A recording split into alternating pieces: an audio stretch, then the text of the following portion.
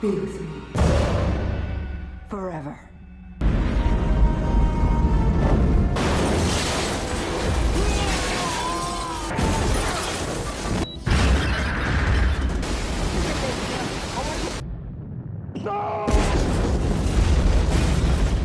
Throughout much of cinema history, space exploration meant wonder and awe. The vastness of the cosmos offered hope, discovery, and the triumph of human ingenuity.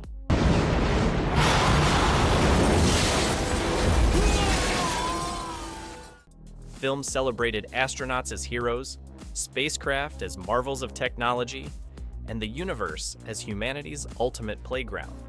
Even when things went wrong, these films assured us that human spirit and science would prevail. But in 1997, one film dared to ask, what if what waits for us beyond the stars isn't wonder, but pure, unfiltered terror? What if space exploration awakened something ancient and malevolent, something that defied scientific explanation and tapped into our most primal fears? That film was Event Horizon, and its journey from theatrical disaster to cult phenomenon is one of Hollywood's strangest tales. A film so graphic and disturbing that audiences fled theaters, critics savaged it, and the studio demanded massive cuts. Yet today, it stands as one of the most influential horror films of its era, a work that blended science fiction and supernatural horror in ways cinema had rarely seen before. It's past America, and this is how Event Horizon went from box office catastrophe to horror masterpiece, and why the film that almost ended director Paul W.S. Anderson's career might actually be his crowning achievement. Before we can talk about what made Event Horizon special, we need to understand just how spectacularly it failed. 900, 800, 700. When Paramount Pictures greenlit a space thriller from the director of Mortal Kombat, they expected an action-packed sci-fi adventure. What they got instead was something far darker, a blood-soaked nightmare that would test the limits of the R rating and leave test audiences physically ill. To understand Event Horizon's initial appeal, we have to look at what movie audiences were being promised. It's 2047, and a rescue crew has been dispatched to investigate a distress signal from the Event Horizon, a massive experimental spacecraft that disappeared 7 years earlier during its maiden voyage to Proxima Centauri. Leading the expedition is Dr. William Weir, the ship's designer, who explains that the Event Horizon was testing an experimental gravity drive that could create artificial black holes to enable faster-than-light travel. The marketing sold this as a high-concept science fiction adventure with horror elements.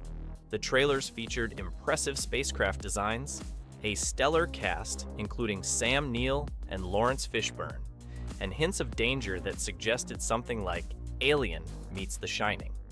What audiences couldn't possibly have prepared for was the level of psychological and visceral horror that awaited them. As the crew boards the seemingly abandoned Event Horizon, they discover the ship has returned from somewhere that defies explanation. Dr. Weir begins to unravel as the ship awakens. Open the door. Subjecting each crew member to terrifying visions from their past. The gravity drive hadn't just sent the ship to another star system, it had sent it somewhere beyond conventional space and time, somewhere that religious texts would describe as hell itself. The film's marketing problem began immediately. How do you sell a movie that starts as a rescue mission and evolves into a meditation on guilt, trauma, and eternal damnation? Mr. Justin may die. Paramount had no idea.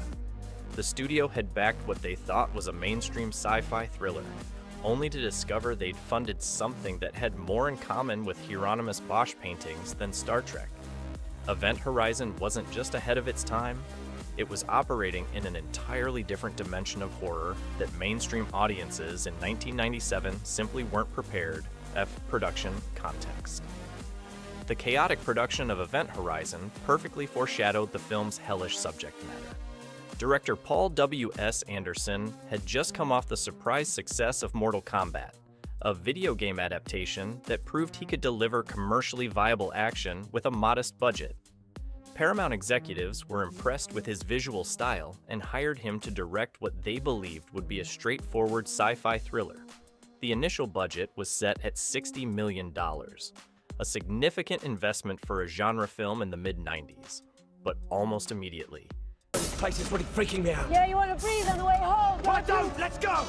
things began to spiral out of control. The script by Philip Eisner went through numerous rewrites as Anderson pushed to emphasize the horror elements. The elaborate sets, particularly the massive Gothic-inspired gravity drive chamber with its massive rotating rings and spike mechanisms, began eating up the budget at an alarming rate. Then came the schedule problem. Paramount suddenly decided the film needed to be released in August 1997, giving Anderson just 4 weeks for post-production instead of the standard 6 months. The studio wanted to beat James Cameron's Titanic to theaters, forcing an impossible timeline on the filmmakers. Effect shots were rushed, editorial decisions compromised, and most damagingly, test. Screenings were conducted with an unfinished cut. Those test screenings became the stuff of Hollywood legend. Audience members reportedly fainted, vomited, and walked out during the more graphic sequences. The infamous blood orgy scene showing the original Event Horizon crew mutilating and sexually violating each other was so disturbing that Paramount executives panicked. They demanded immediate cuts, fearing an NC-17 rating that would kill the film's commercial prospects. Under immense pressure, Anderson was forced to cut approximately 30 minutes from his original vision, including most of the film's most extreme horror imagery. Even more tragically, due to poor storage conditions, this deleted footage reportedly deteriorated beyond salvage, meaning a true director's cut will likely never be possible. While the studio's interference seemed catastrophic at the time, it ironically contributed to the film's lasting power. The fragmented glimpses of the crew's fate that remained in the theatrical cut created a more psychologically disturbing experience, leaving viewers' imaginations to fill in the horrifying blanks. Sometimes what you don't fully see is far more terrifying than what you do. When Event Horizon hit theaters in August 1997, the result was nothing short of a commercial disaster. The film opened to a dismal $9 million weekend, eventually limping to just $26 million domestically against its $60 million budget. International numbers barely improved the situation, and Paramount quickly pulled the film from theaters, considering it a total loss. Critics were equally unkind. Roger Ebert gave it 2 stars, calling it an opportunity lost, while the Washington Post dismissed it as a series of demented set pieces that fails to cohere into a narrative. Entertainment Weekly was particularly harsh, describing it as The Shining in space without the hedge animals or the metaphors. The overwhelming consensus was that Event Horizon was derivative, excessively violent, and incoherent, a judgment that seemed to confirm Paramount's worst fears. The timing couldn't have been worse for a film this experimental. Summer 1997 saw audience-friendly blockbusters like Men in Black and The Lost World, Jurassic Park dominating theaters. Against these crowd pleasers, Event Horizon's bleak nihilism and graphic violence felt wildly out of step with what moviegoers wanted. Audiences who were lured in by the sci-fi marketing left theaters feeling betrayed and disturbed. Adding insult to injury, the film was sandwiched between 2 sci-fi releases that would come to define the era. The Fifth Element's colorful space opera had captivated audiences earlier that summer, while Starship Troopers' satirical military sci-fi was just months away. Both films showed different, more commercially viable approaches to the genre that made Event Horizon seem like a bizarre outlier. For director Paul W.S. Anderson, it was a devastating setback.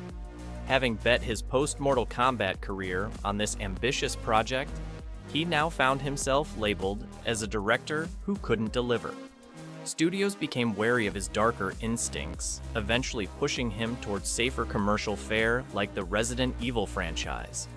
For years afterward, Event Horizon was considered the textbook example of a promising director's sophomore slump.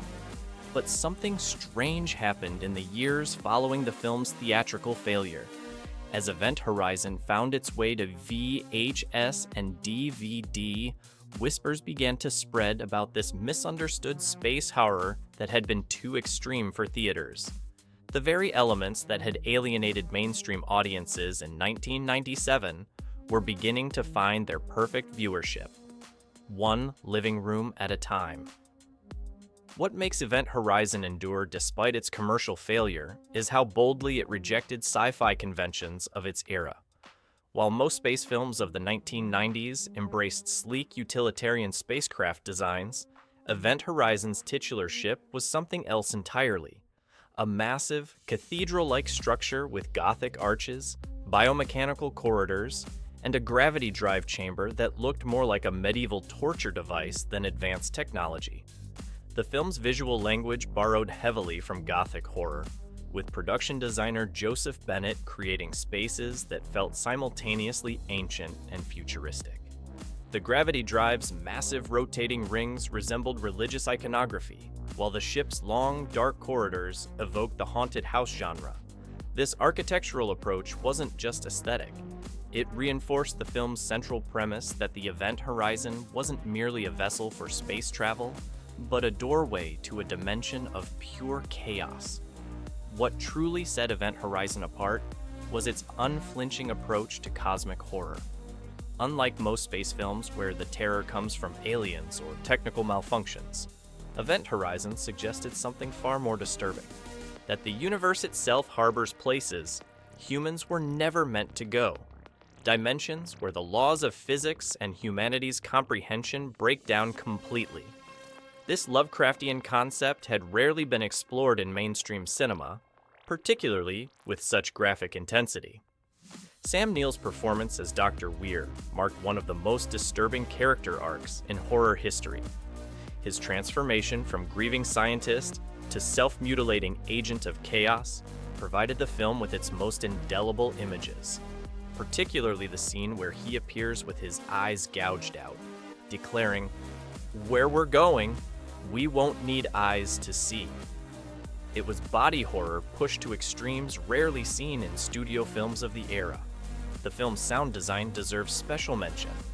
Rather than typical sci-fi bleeps and bloops, composer Michael Kamen created an unsettling score blending orchestral elements with industrial sounds and distorted human voices. The ship itself seemed to breathe and moan, creating a sense that the Event Horizon was not just haunted, but somehow alive and malevolent. And then there's the Latin phrase that became the film's calling card: liberate tutemet ex inferis.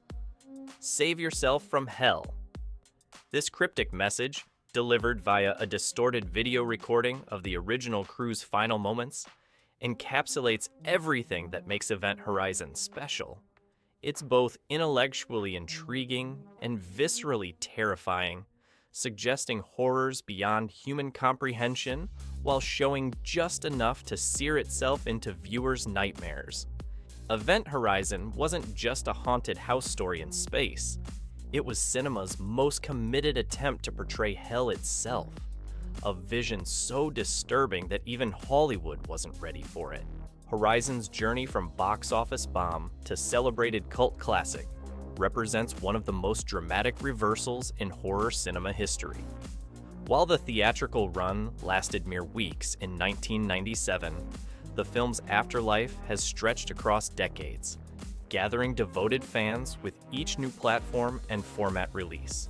The home video market proved to be Event Horizon's salvation.